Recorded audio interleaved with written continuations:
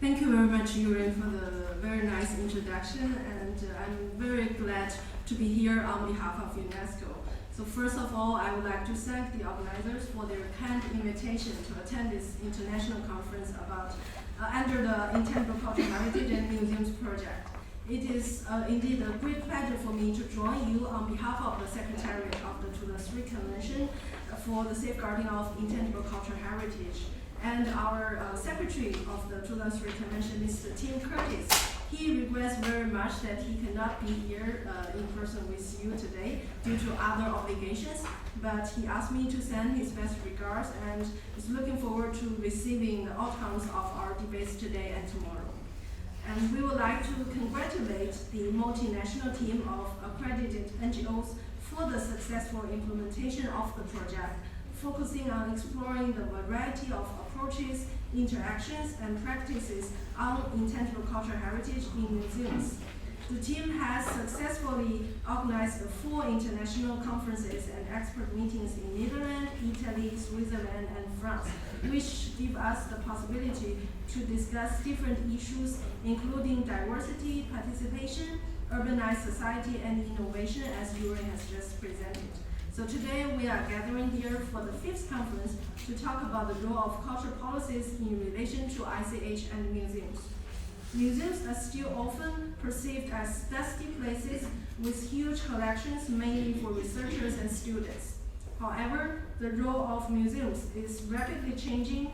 The museums are often becoming cultural hubs in villages or towns and are thus taking on new roles with new audiences. The approaches the museums use have thus to be adjusted to the new circumstances. As you know, the Convention for the Safeguarding of Intangible Cultural Heritage and its operational directives have identified museums as important stakeholders for ICH's safeguarding and provide specific guidance on their roles.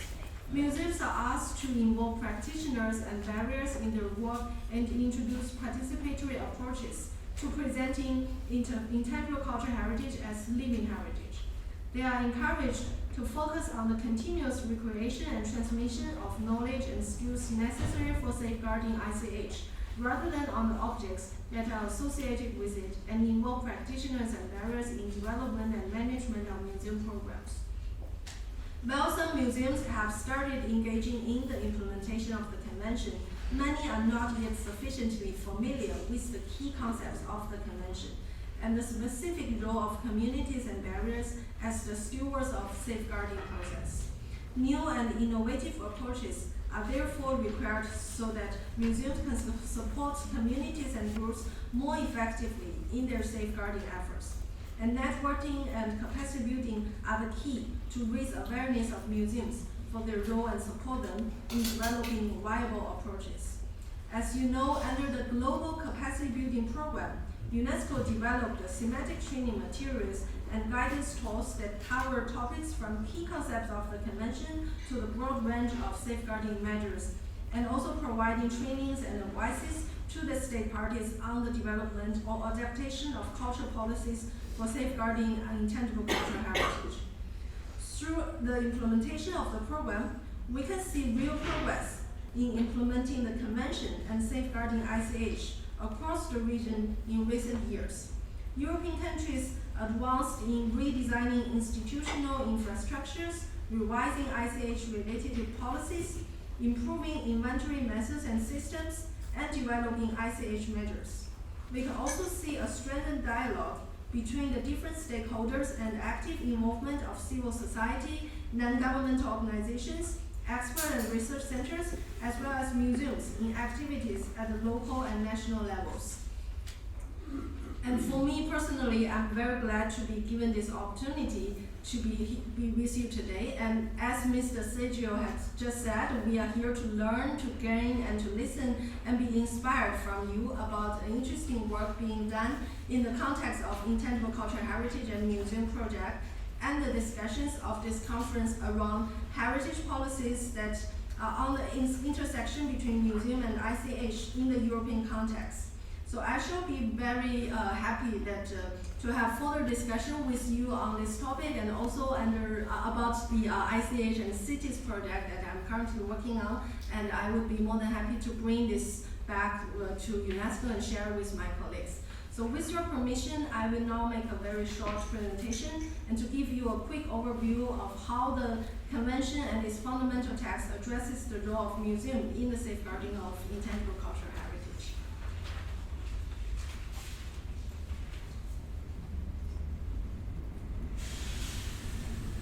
So as you know, the 2003 Convention, which is the first binding multilateral instrument for the safeguarding of intangible cultural heritage, builds upon and reinforces the existing international agreements, recommendations, and resolutions concerning cultural and natural heritage.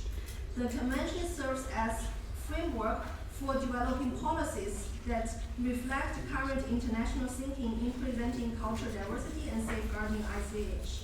And as you can see, the Convention has 4 primary goals,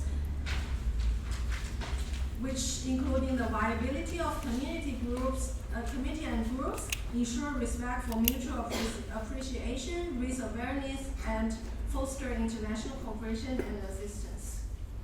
And as of today, there are only 17 member states of UNESCO that have not yet ratified the 2003 Convention.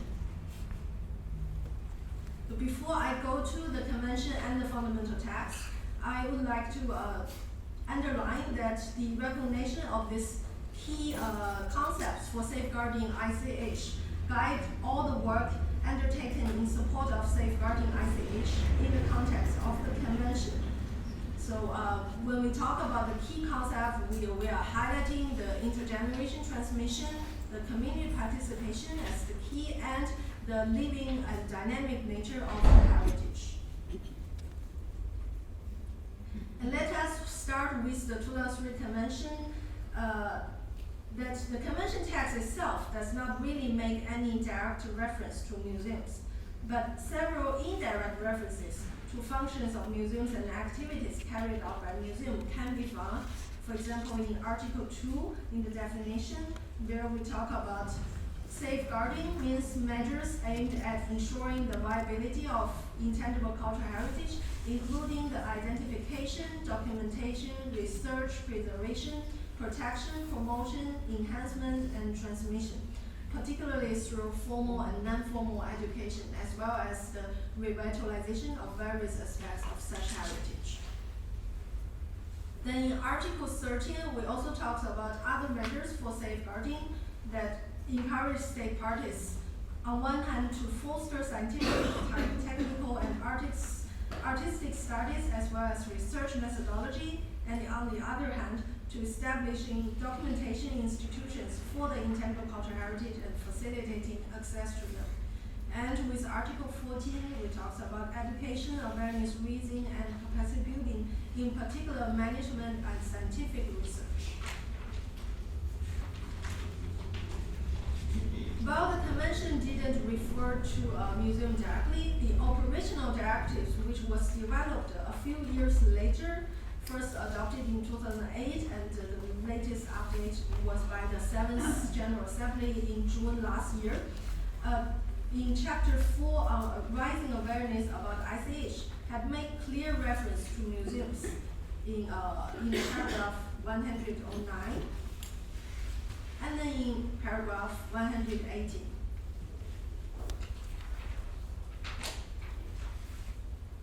And as you may know, in 2015, UNESCO adopted the recommendation concerning the protection and promotion of museums and collections. This recommendation defines museum as a non-profit, permanent institution in the service of society and its development, open to the public, which acquires, conserves, researches, communicates, and exhibits the tangible and intangible heritage of humanity and its environment for the purpose of education, study, and enjoyment. As such, museums are spaces for cultural transmission, intercultural dialogue, learning, discussion, and training, and then play an important role in education, formal or informal and lifelong learning, social cohesion, and sustainable development. The overall results framework was prepared as a tool to measure the impact of the 2003 Convention at various levels through clearly identified objectives indicators, and benchmarks, as well as by means of a results-oriented monitoring system. The overall result framework was approved by the General Assembly of the state parties to the convention at its 7th session, June last year, and is the final outcome of a consultative process that originated in a recommendation by UNESCO's Internal Oversight Services as part of its 2013 evaluation of the standard setting work of UNESCO's cultural sector. The framework is composed of 2 sets of tables.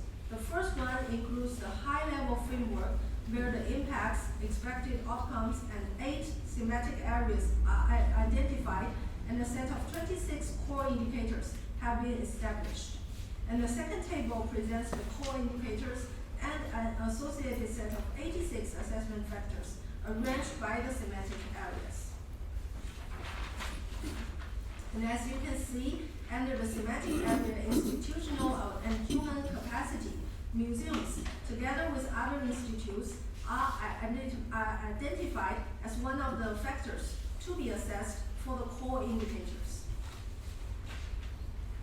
There are also some other thematic areas that are highly relevant, such as the engagement of community groups and individuals and other stakeholders, as well as the international engagement, where we talk about foster the international networking should foster among communities, groups, individuals, including centers of expertise and research institutes. So without going into more details, I'm going to stop here, and I'm going to drop some of the basic questions. Let's say that because I'm just I'm requested by Yuri to actually give an intro on what we have touched upon our museum on the basic text of the 2003 convention, and then I'm really looking forward to hear from you on what you have been doing and what are the experience you have learned and what are the challenges that you are facing, and let's start. Thank you very much.